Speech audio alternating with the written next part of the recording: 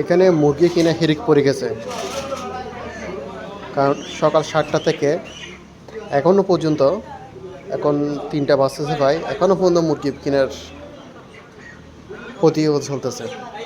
কারণটা হলো, যারা এই ব্যক্তিরা, ভদ্র ব্যক্তিরা মুরগি নিজস্ব ফার্ম আছে অর্থাৎ প্রোডাকশন করে, এবং উনি সরাসরি খুচরা বিক্রি না করে, কোনো ফার্মের কাছে, মুরগি বিক্রেতার কাছে বিক্রি না করে, সরাসরি উনি একটা দোকান নিয়ে সাধারণ জনগণের কাছে বিক্রি করতেছেন।